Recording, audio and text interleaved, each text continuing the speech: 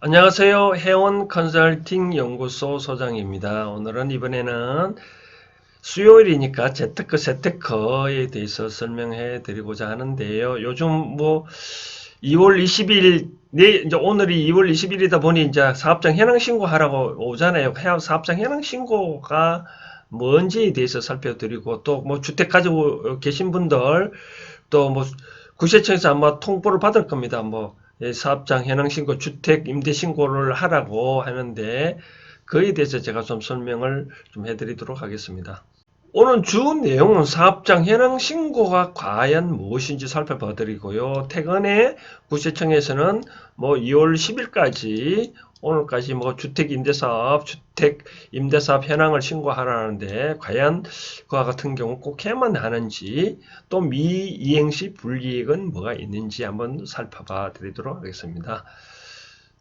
특히 우리가 이 주택 이렇게 한 채를 갖고 있더라 하더라도 주택을 한 채를 갖고 있더라도 예를 들어서 주인이 이렇게 살고 2층, 1층을 임대하고 있다든지 서울에 집을 있고 지방에 한 채 있을 경우 신고하라 등등을 하라고 구세청에서 연락이 오는데 통상 구세청에서 연락을 오는 거 보면 이런 기준에 오는 것더라고요. 집이 두 채 있으면 한 채는 보면 살고 있고 또 한 채 있으면 어차피 이걸 어떻게 할 건가 문제 되잖아요. 이 같은 경우에는 주택 임대하고 있으니까 임대소득 신고하라고 취지해서 하는 것 같은데 그러면 왜 이렇게 신고하라고 나온지 그 근거를 제가 살펴드리도록 하겠습니다.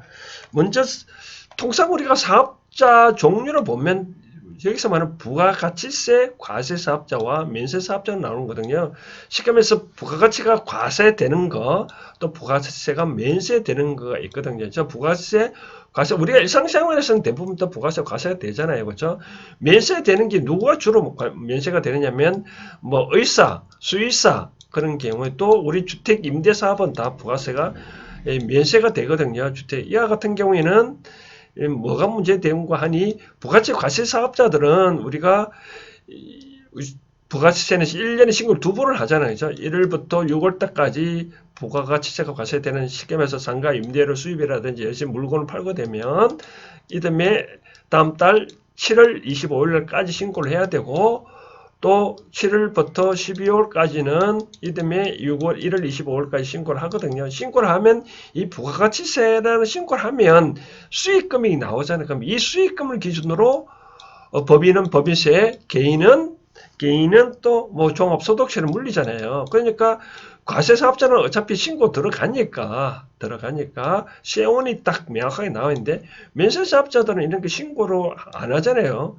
그러니까 과세당국 입장에서는 이 사람이 수익이 얼마 있는지 잘 모르잖아요. 그러니까 과세당국 입장에서는 이 면세사업자들이 제대로 종합소득세 신고를 과세를 때리기 위해서는 무조건 신고하라는 거죠. 그 근거가 바로 소득세법에 나와 있습니다. 그럼 소득세법을 살펴봐드리면 자, 소득세법인데요. 소득세법에 보면 이래 있습니다. 사업자가 대통령이 정하는 바에 따라 사업장 현황을 해당 과세기한 다음 연도 2월 10일까지 사업장 소지지 관할 세무서장에게 신고하여야 한다고 되어 있습니다. 그런데 아까 요 밑에 나온다시피 부가가치세법에 의해서 신고한 경우에는 바로 신고한 것으로 보기 때문에 안 해도 됩니다. 그럼 만약에 신고 안 했을 경우에 뭐가 있느냐라고 봤었을 때 가산세가 있는데요. 가산세 관련된 규정을 살펴보면 여기 나와 있는데요. 소득세법 31조의 3에 보면 사업장 현황 신고 불성실 가산세가 있습니다. 불성실 가산세,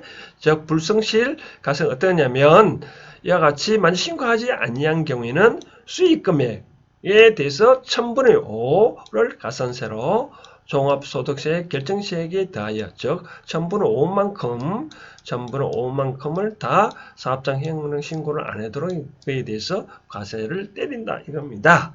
그런데 누구나 다 사업장 현황 신고를 해야 되지만 가산세를 납부하는 자는 정해져 있습니다. 여기 보면 대통령령으로 정하는 사업자만 해당한다고 되어 있습니다. 대통령령으로 정하는. 그럼 대통령령으로 보면 이렇게 나와 있습니다. 소득세법 시행령 147조 2에 보면 대통령으로 정하는 사업자란 의료법, 의료법, 수의사법엔 수의사업, 약사법에 대한 약사업, 요런 자들만 해당 신고를 안 했을 경우 불성실 가산세가 있거든요. 그러면 주택임대사업도 보면 주택임대사업도 부가세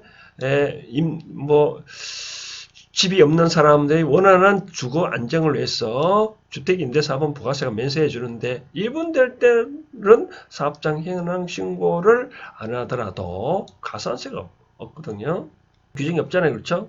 그러면 왜 자꾸 구세청에서는 뭐 가산세도 안 때리는데 왜 자꾸 현황 신고를 하냐? 아까 말씀드린 대로 이게 같이 신고를 해야 뭐 여러 가지 올 때 종합소득 신고를 할 때 전화가 시험 포착이 되잖아요. 그런 차원에 자꾸 신고를 하라는데 시법상으로는 이와 같이 신고를 안 한다 하더라도 가산세는 규정이 없다. 즉 주택 임대 사업에 관해서 그렇습니다. 나머지 면세 사업 아까 말한 대로 의사업, 약사 그런 데는 부가세 면세에 대한 반드시 신고해야 된다.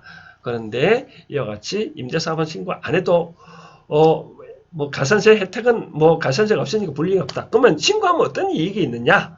신고를 하면 나중에 종합소득세 신고를 할 때 구세청에서 날라옵니다. 이렇게 당신 소득은 이 정도 되니까 간편하게 신고할 수 있는 어떤 간편하죠. 그렇죠? 간편 방법으로 얼마 딱딱딱딱 두드리면 바로 하면 되는데 그러면 좋습니다. 그럼 신고를 하려면 어떻게 해야 되느냐? 제가 사이트를 알려드리면 바로 이러합니다. 통상사업장 현황신고는 구세청 관할 세무서에 가서 하는데 요즘 코로나 때문에 잘 못 가잖아요. 그러니까 같이 홈택스에 관계된 홈페이지 들어와서 신고할 수 있는데 바로 어디 하냐면 바로 여기 할 수 있습니다. 바로 신고 납부에 보면 신고의 납부를 클릭해서 들어가다 보면 바로 일반 신고에 사업장 현황 신고라고 게 있습니다. 사업장 현황 신고에 이렇게 클릭해서 들어가면 이는 화면이 나옵니다. 바로 여기에 사업장 현황 신고는 뜨잖아요. 그렇죠?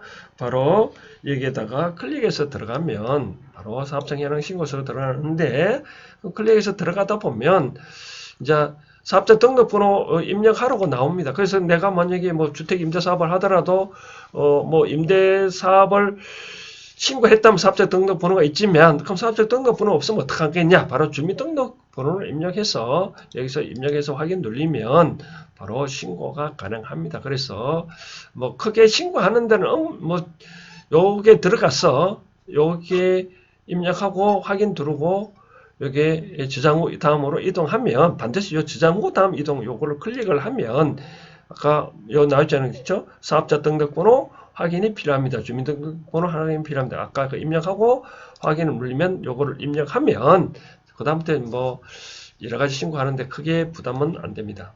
그래서 통상 집이 한 채 있는 사람들은 뭐 구세청에서 신고하라고 안 나오는데 집이 두 채 있는 사람들은 반드시 신고하라고 나오는데 그럼 두 개 다 꼭 신고를 해야 되느냐? 아까 말한 대로 신고 안 했다 하더라도 여러 가지 뭐 가산세가 없으니까 뭐 쉽게 말해서 개개도 뭐 크게 문제는 없을 것 같은데 뭐 간이 조마조마한 분은 신고를 하시고 또 이렇게 신고를 해야 또 과세치 자료가 또 충분히 과세당국 확보되어 있으니까 나중에 또 종합소득 신고할 때 간편하게 또 구세청은 당신이 소득 얼마라고 통보해 오니까 그걸 기준으로 아까 홈택스 들어가서 간단하게 신고할 수도 있거든요.